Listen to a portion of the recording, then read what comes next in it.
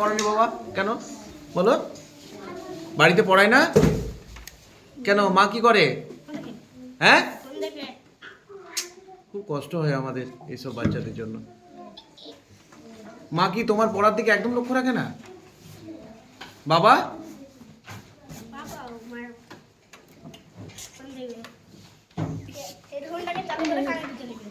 যে ছেলে পড়াশোনা করলো, কি খাওয়া দাওয়া করলো, কিছু দেখবে না? টাইমে খেতে দেয়? খেতেটা দেয়। আচ্ছা, স্কুল আসার সময় কি খেয়ে আসো বাবা? কেন ভাত করে দেয় না?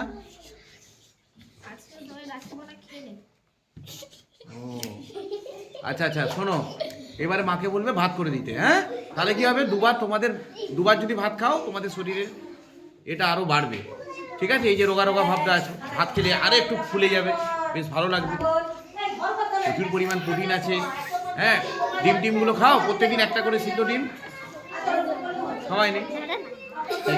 বিদ্যালয়ে সপ্তাহে একদিন ডিম হয় তো, তখন খাবে।